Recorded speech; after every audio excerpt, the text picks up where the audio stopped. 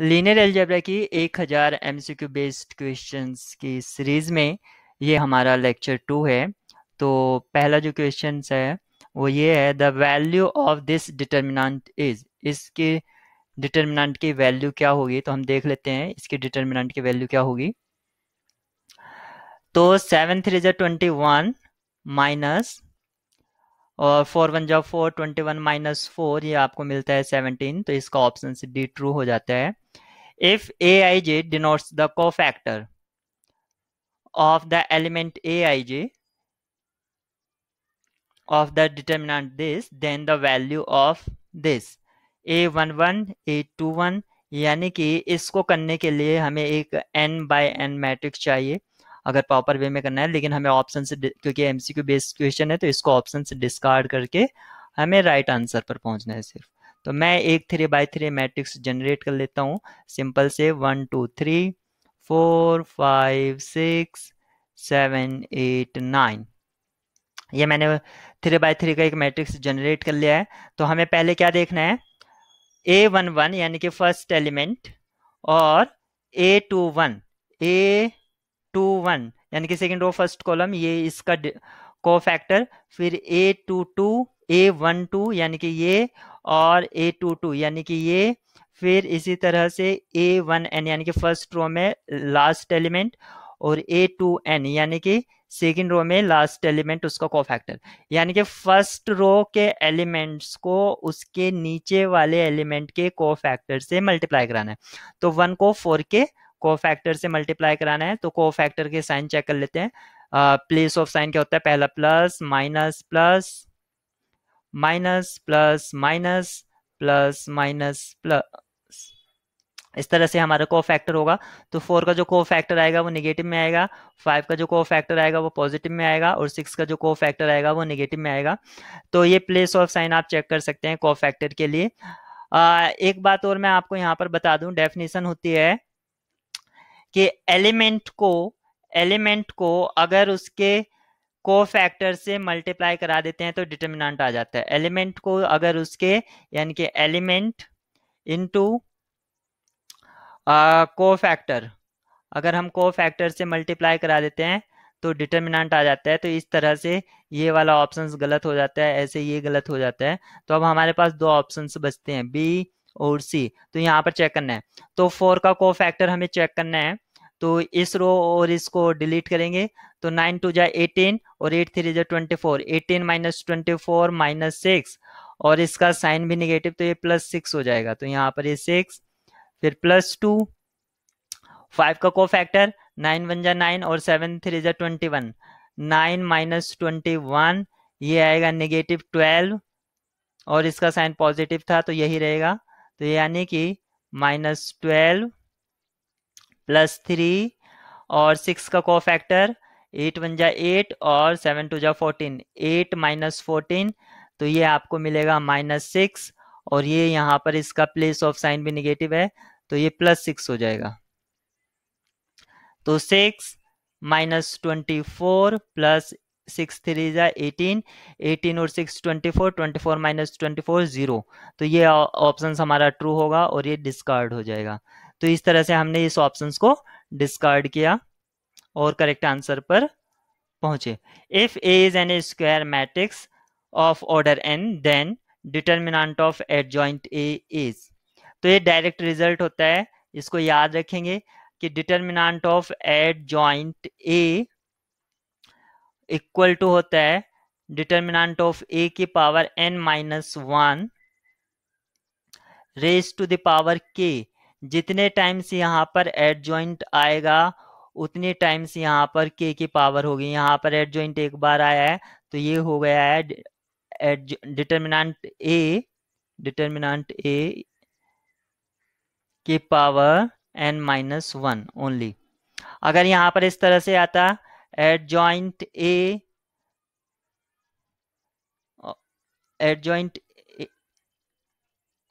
Of adjoint ए का determinant, तो यहाँ पर दो बार अक्रिंग हुआ है तो यहाँ पर लिखेंगे determinant A n minus 1 raise to the power 2।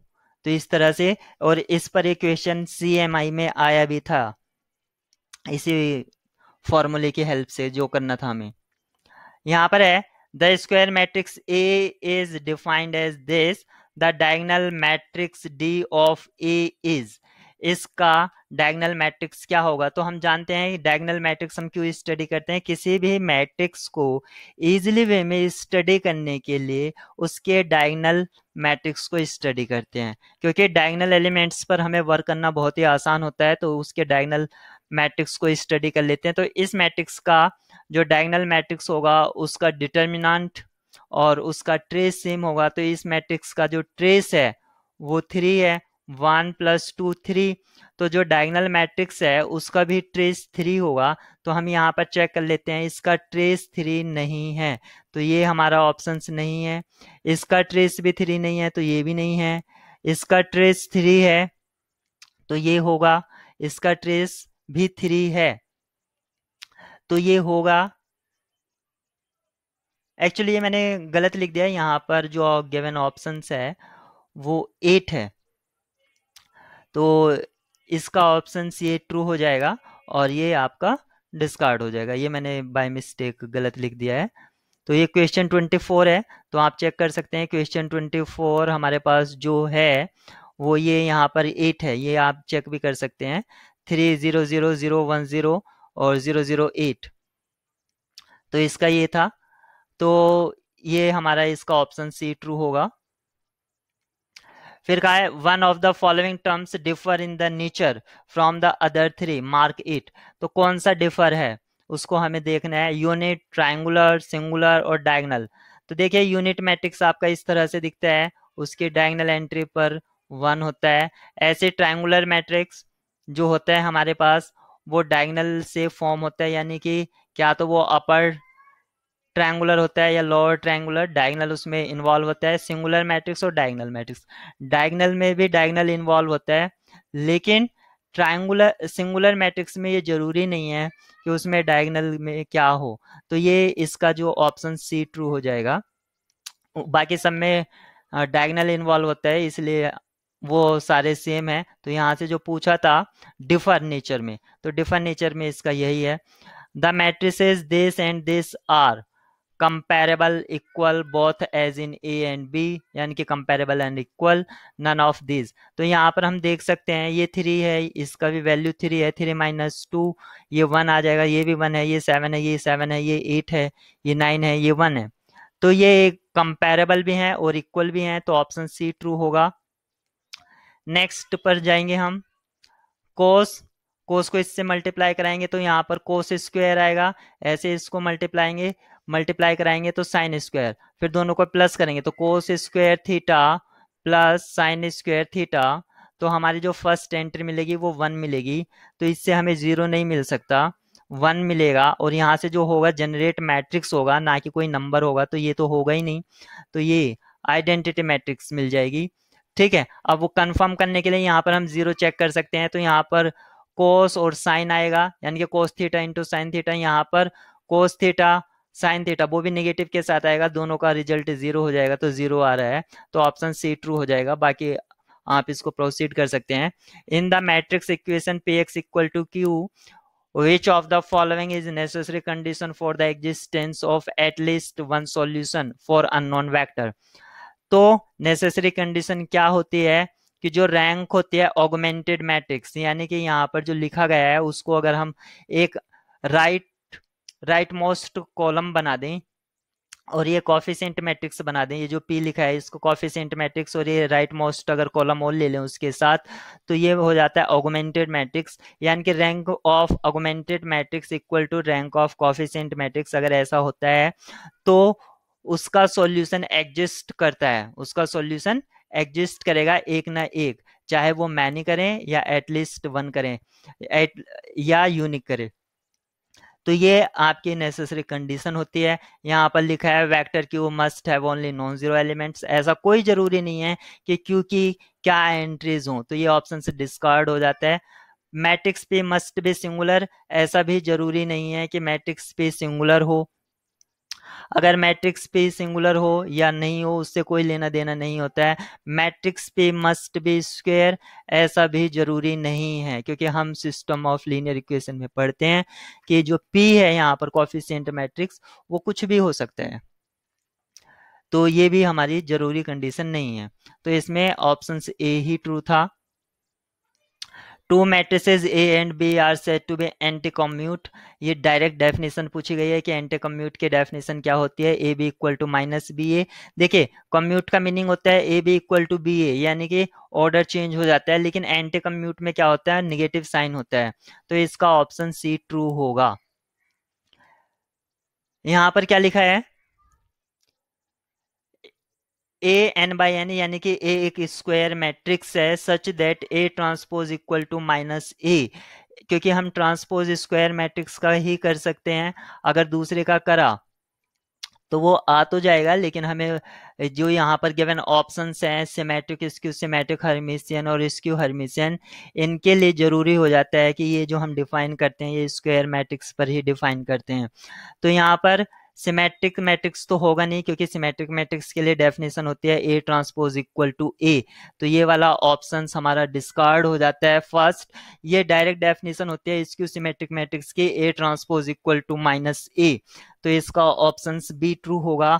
Hermitian matrix होगा नहीं, और स्क्यू हर्मिशियन इसलिए नहीं होगा क्योंकि यहाँ पर सिर्फ ओनली ट्रांसपोज पूछा गया था, कॉन्जुगेट ट्रांसपोज नहीं पूछा गया था, तो हम इसको ऑप्शन बी मार्क करेंगे। यहाँ पर आपसे पूछा गया है a square matrix A is said to be Hermitian matrix.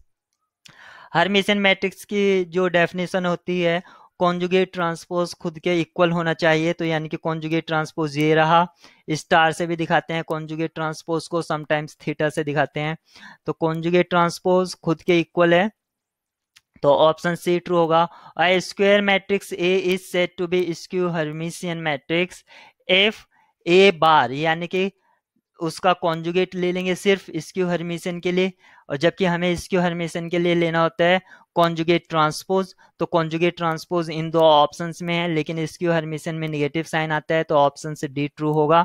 A matrix A such that A square equal to I is called, तो A square equal to A square equal to A idempotent होता है, और A square I equal to I involutory होता है, तो ये यहाँ पर इनवॉल्यूटरी मैट्रिक्स होगा। A matrix A such that A square A is called idempotent, अभी मैंने ऊपर ही बताया था। निलपोटेंट या ट्राइंगुलर ये नहीं होगा, इनवॉल्यूटरी ये भी नहीं होगा क्योंकि यहाँ पर आई नहीं है। A matrix A such that A raise to the power M, यानी कि कुछ पावर करने पर हमें जीरो मिल जाता है फॉर सम एम, एक m के लिए, एंड a की power k not equal to zero for k less than m, यानी कि और m से कोई भी लेस पावर जीरो नहीं होती है, यानी कि m पहला ऐसा नंबर है, यानी कि एटलीस्ट नंबर है जिस पर पावर करने पर, यानी कि a raise to the power m करने पर जीरो मिलता है, यानी कि नल मैट्रिक्स मिलता है, और यही डेफिनेशन हो जाती है निलपोटेंट मैट्रिक्स की। तो ये निलपोटेंट मैट्रिक्स, और जहां सबसे लीस्ट पावर होती है वो उसका ऑर्डर होता है, तो nilpotent matrix of order m, इसका ऑप्शन बी ट्रू हो जाएगा। यहाँ पर आपसे पूछा गया which of the following statement is are wrong, कौन सी स्टेटमेंट रॉन्ग है। The trace of matrix is defined a11 plus a22, यानी कि सम ऑफ डायगोनल एलिमेंट्स, तो यहाँ पर क्या पूछा है, trace of a unit matrix is always a fixed natural number, तो जरूरी नहीं है, अगर हम I2 ले लें यानी कि यूनिट मैट्रिक्स ऑफ ऑर्डर 2, तो इसका जो ट्रेस होगा वो 2 होगा, और अगर हम I3 ले लें तो उसका जो ट्रेस होगा वो 3 होगा, तो कोई भी फिक्स्ड नेचुरल नंबर नहीं है, तो ये तो हमारी रॉन्ग हो गई, और यहाँ पर हमसे पूछा गया भी रॉन्ग था, तो ये हमारी डिजायर्ड हो गई है। Trace of the sum of two matrices is equal to sum of their trace, ये बात सही है, यानी कि ट्रेस लीनियर सम को फॉलो करता है, लीनियर सम को फॉलो करता है, यानी कि trace of a plus B equal to होता है trace of a plus trace of b, क्योंकि ये सम होता है, और सम में क्या होता है कि जो दो मैट्रिक्स हैं उसके डायगोनल एलिमेंट्स भी आके प्लस होते हैं जब हम दो मैट्रिक्स को सम करेंगे, और ट्रेस में भी क्या होगा, दोनों मैट्रिक्स के डायगोनल एलिमेंट्स का ही सम तो होता है, चाहे वो आगे पीछे हो। तो trace of the scalar matrix is some multiple of its order. तो हम यहाँ पर अगर एक हम स्केलर मैट्रिक्स ले लेते हैं बी बी बी, तो यहाँ पर जो इसका ट्रेस होगा वो 3 टाइम्स बी होगा, और ये मैट्रिक्स भी 3/3 की है, यानी कि सम मल्टीपल ऑफ इट्स ऑर्डर। तो ये बात तो सही है, ये भी सही थी। तो ये तो हमारी डिजायर्ड नहीं है, क्योंकि हमसे रोंग के लिए पूछा गया है। Trace of A B equal to trace of B A. अगर इस तरह से ए बी और बी ए दोनों डिफाइन है तो ट्रेस दोनों के बराबर होते हैं। तो ये बात भी सही है। तो हमारा जो सिर्फ इसमें रॉन्ग ऑप्शन था वो ए था। यहाँ पर पूछी गई है eigen values of S R 5 and 1। हम यहाँ पर प्रूव नहीं करेंगे कि इसके आइगन वैल्यू 5 और 1 है, मान के चलेंगे। इसका देखिए सम भी जो है वो 6 है, और यहाँ पर जो इसका ट्रेस है वो भी 6 है, तो हमें एक्चुअली मान के चल लेंगे। और अगर हम इसको वेरीफाई भी करना है, इसका जो प्रोडक्ट है वो 5 है, तो क्या इसका डिटर्मिनेंट 5 आ रहा है, 3 3 9 -4, ये 5 आ रहा है, 9 -4, तो ये सही है वैसे जो दे रखा है। वैसे हम इस तरह से वेरीफाई नहीं करते हैं। तो what is the eigen values of S square. अगर कोई ए की आइगन वैल्यू लैम्डा है, अगर ए की आइगन वैल्यू लैम्डा है, तो ए स्क्वायर की जो आइगन वैल्यू होगी वो लैम्डा स्क्वायर होंगी, और ऐसे ए के पावर एम की जो आइगन वैल्यू होगी वो लैम्डा के पावर एम होगी। तो एस स्क्वायर की जो आइगन वैल्यूज हैं वो 5 का स्क्वायर और 1 के स्क्वायर से आएगा। तो 5 का स्क्वायर 25 और 1 का स्क्वायर 1, तो इसकी जो आइगन वैल्यू है 1 और 5, ये वाला ऑप्शन ट्रू हो जाएगा। जो अदर ऑप्शन हैं मैंने शायद इसका अदर ऑप्शन लिखे ही नहीं। इसका ए, इसका बी ये हो गया। इसका ऑप्शन सी क्या होगा मैं अभी आपको बता देता हूँ। ये क्वेश्चन है मेरा 37। 37 में 5, ऑप्शन सी जो है वो 5 और 1 है, 5,1। और ऑप्शन से जो डी है वो आपको गिवन है 2 और 10। यहाँ पर ऑप्शन से डी में आपको जो गिवन है 2,10 ये गिवन है। तो इसका ऑप्शन ए ट्रू है। If A is non scalar non identity idempotent matrix, non scalar है और आइडम्पोटेंट है, यानी कि इसका स्क्वायर करने पर वो खुद मिल जाएगा, ए स्क्वायर इक्वल टू ए। तो अगर हम कैले हैमिल्टन थ्योरम लगा लेते हैं, तो कैले हैमिल्टन थ्योरम जो कहती है वो कैरेक्टरिस्टिक मैट्रिक्स को सेटिस्फाई करता है। तो इसका जो कैरेक्टरिस्टिक इक्वेशन होगा वो x square equal to x हो जाएगा। अब दोनों को एक साइड ले आते हैं, तो x square minus x equal to 0, तो एक्स और एक्स माइनस 1 इक्वल टू 0। ये दोनों ही लीनियर हैं, तो लीनियर हैं तो मिनिमल पॉलिनोमियल होगा, तो इसका जो मिनिमल पॉलिनोमियल है वो ऑप्शन ए है।